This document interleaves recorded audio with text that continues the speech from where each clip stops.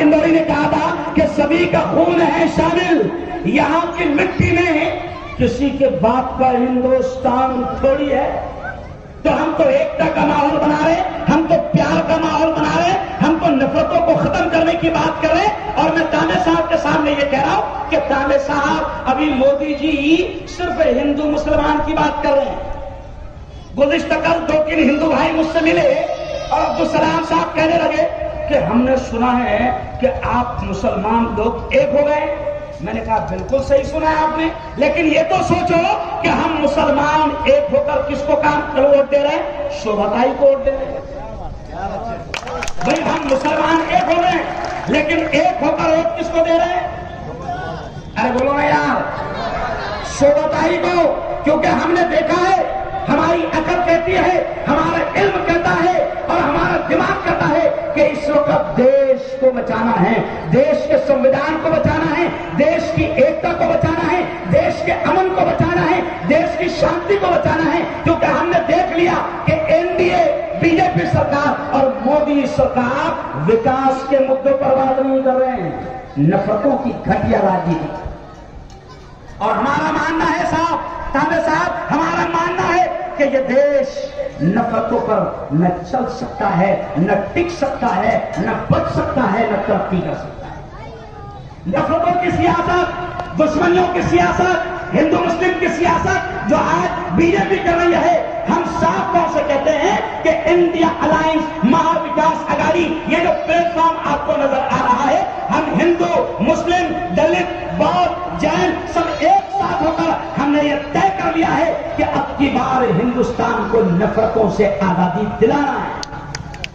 अब की बार इस प्यारे देश को दुश्मनियों से, दंगे फसाद से आजादी दिलाना है। क्योंकि हमारा ये देश बड़ा प्यारा है। इसलिए तो कभी इकबाल ने कहा था कि सारे जहां से अच्छा हिंदुस्तान हमारा, हम बुलबुलें हैं इसकी, ये गुलसिता हमारा, और मजहब नहीं सिखाता आपस में बैर रखना, हिंदी है हम वतन है हिंदुस्तान हमारा।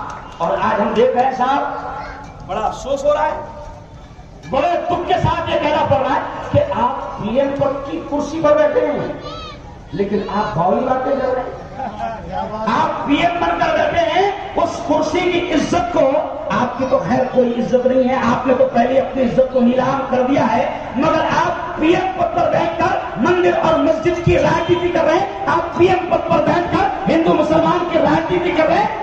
ये सियासत इस मुल्क को तबाह कर देगी। हम तो ये कहते हैं कि यकीन हो कि ना हो, बात तो यकीन की है। जुमले पर ध्यान देना कि यकीन हो कि ना हो, बात तो यकीन की है। हमारे जिस्म की मिट्टी इसी जमीन की है, और मेरे वतन के सभी लोग, मेरे वतन के सभी लोग भाई भाई है। ये नफरतों की सियासत किसी कमी, मेरे वतन के सभी लोग, मेरे वतन के सभी लोग भाई भाई है। ये नफरतों की सियासत किसी कमी की है। अरे हम तो ये पैगाम दे रहे हैं, मैं एक मुस्लिम धर्मगुरु हूं, हम तो ये पैगाम देते हैं, हमारे नबी ने ये कहा है कि किसी जानवर को भी तकलीफ देना ये इस्लाम नहीं सिखाता है। तो हम तो कभी ये कह ही नहीं सकते कि हिंदू मुसलमानों को आपस में लड़ाओ। ये जो घटिया राजनीति आज एनडीए कर रही है, ये जो घटिया राजनीति आज जो बीजेपी कर रही है, ये नापाक और शैतानी राजनीति जो बीजेपी कर रही है, लड़ाने की ये राजनीति किसने किया था? आपको याद होगा कि अंग्रेज, गोरे अंग्रेज जब इस मुल्क की कुर्सी और इस मुल्क की सत्ता पर टिके रहना चाहते थे, तो गोरे अंग्रेज ये घटिया राजनीति करते थे कि डिवाइड एंड रूल, लड़ाओ और राज करो। ये राजनीति गोरे अंग्रेज करते थे।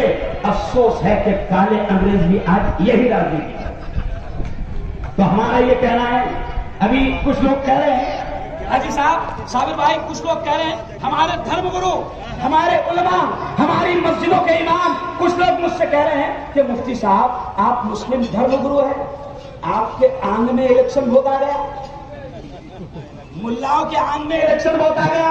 तो मैंने अब्दुल सलाम साहब, मैंने कहा कि बेटा सुनो, 1947 में मुल्लाओं के आंग में आया था तो गोरे अंग्रेजों को भगा दिया, और अब हमारे आंग में आया है काले अंग्रेजों को भगा दिया। जब हमारे आंग में आया था तो हमने गोरे अंग्रेजों को अब बोलो भगा दिया, और अब हमारे आंग में आया है। और जाहिर बात है कि मुल्लाओं के आंग में आ गया, इसका मतलब काले अंग्रेज भी यहां से भागकर लाएंगे। लेकिन मैं आप तमाम से कह रहा हूं, मैं आप तमाम से कह रहा हूं कि हमको ये पैगाम देते हैं। ये दादा, ये एरिया ऐसा है कि एक तरफ बड़ी तादाद में मेरे हिंदू भाई रहते हैं, एक तरफ बड़ी तादाद में मेरे मुसलमान भाई रहते हैं। मैं तो हिंदू मुसलमान सबको ये पैगाम देता हूं, क्योंकि हम जमीयत उलमा वाले हैं। मैं जमीयत उलमा का अध्यक्ष हूं, और जमीयत उलमा राष्ट्रीय एकता, प्यार, मोहब्बत, अमन, शांति फैलाने का काम करती है। तो मैं तो इस इलाके के पूरे हिंदू मुसलमानों को ये पैगाम देता हूं कि दुनिया में अमन प्यार के किस्से लिखेगा कौन? दुनिया में अमन प्यार के किस्से लिखेगा कौन? और आपस में कट मरेंगे तो आखिर बचेगा कौन? और मैं हिंदू भाइयों से कहता हूं, मेरे बड़े भाइयों से कहता हूं कि होंगे ना तुम, जरा आमदार साहब यहां आ जाए, मेरा हाथ पकड़। मैं मेरे हिंदू भाइयों से कहता हूं कि होंगे ना तुम, होंगे ना तुम, तो लाएंगे तुम सब कहां से हम, और होंगे ना हम तो आपको भाई कहेगा कौन? तो हम तो ये राजनीति कर रहे हैं। इंडिया अलायंस महाविकास अघाड़ी नफरतों को खत्म करने की राजनीति कर रही है। हम ये कहते हैं कि नफरतों से ये देश खत्म हो जाएगा। अरे मोदी जी बौखला गए हो, मोदी जी तिलमिला गए हो, मोदी जी हिंदू भाइयों को डरा रहे हो, मोदी जी हिंदू भाइयों के दिलों में नफरतें पैदा कर रहे हो, तुम वजीर आजम हो, तुम्हें ये घटिया हरकत शोभा नहीं देती है। हम तो ये कहते हैं हिंदू भाइयों से भी मुसलमानों से भी कि हवेली झोपड़ी सबका मुकद्दर फूट जाएगा, हवेली झोपड़ी सबका मुकद्दर फूट जाएगा अगर ये साथ हिंदू और मुस्लिम छूट जाएगा। अरे दुआ करो, दुआ करो, ये प्यार के रिश्ते रहे कायम, ये रिश्ते